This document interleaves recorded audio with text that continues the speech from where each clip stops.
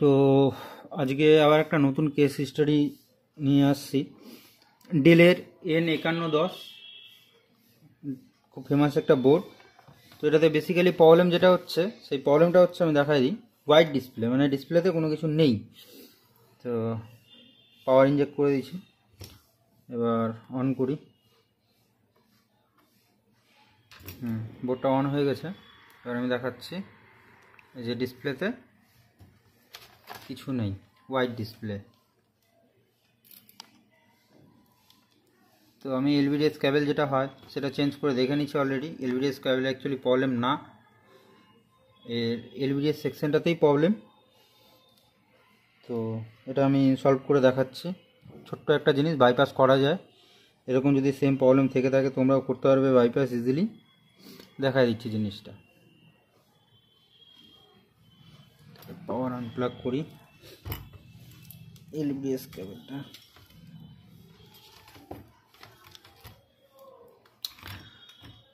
তো বেসিক্যালি এই যে এখানে একটা আইসি আছে, এই আইসিটা, এটাই হচ্ছে মেন কালপ্রিট। এটাকে কিছু করতে হবে না, জাস্ট এটাকে রিমুভ করে এখানটা ছোট্ট একটা জাম্পার করে দিলে প্রবলেম সলভ হয়ে যাবে। তো আমি এই জিনিসটা দেখাচ্ছি, তার আগে একে একটু ইঞ্জেকশন দিয়ে নিই।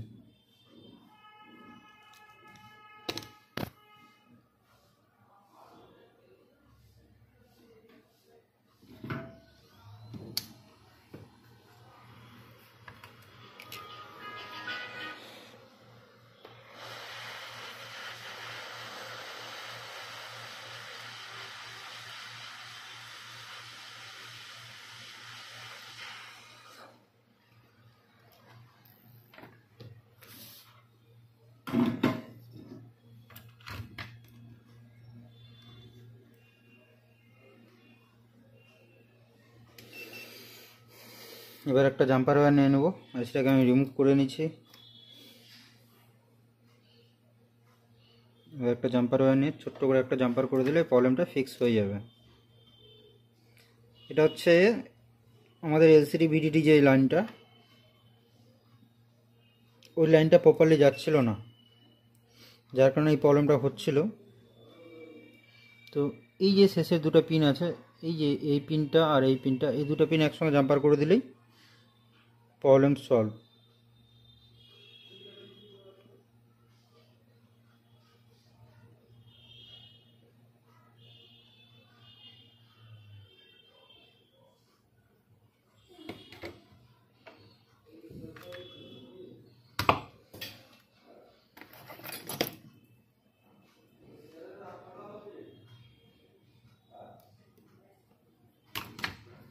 জাম্পার করে দিচ্ছি।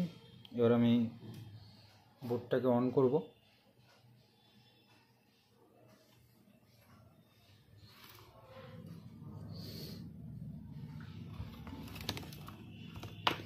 তার আগে এলভিডিএস কেবল যেটা আছে এটাকে লাগিয়ে নিই।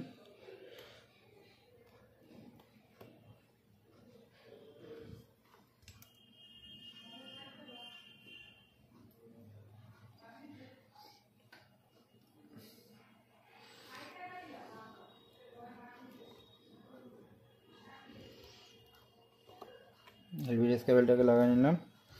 এবার আমি পাওয়ার ইনজেক্ট করব।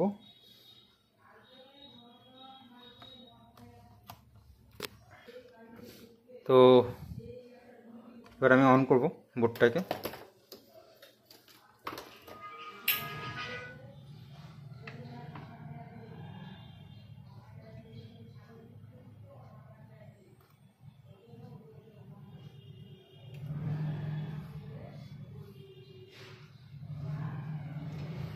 বোর্ডটা অন হয়ে গেছে, এই যে দেখো ডিসপ্লে, প্রবলেম ফিক্স হয়ে গেছে। তো এই ছিল ছোট্ট একটা ভিডিও। আর ল্যাপটপ সংক্রান্ত বা ডেস্কটপ সংক্রান্ত কোনোরকম কোনো যদি প্রবলেম হয়ে থাকে, ডেড বা যে কোনো ধরনের প্রবলেম, তাহলে উপরে দেওয়া নাম্বারে কন্ট্যাক্ট করতে পারো। সেম ডে ডেলিভারি দেওয়ার চেষ্টা করি, ইভেন সেম ডে ডেলিভারিও দেই। তো ঠিক আছে, চলো দেখা হচ্ছে নেক্সট ভিডিওতে।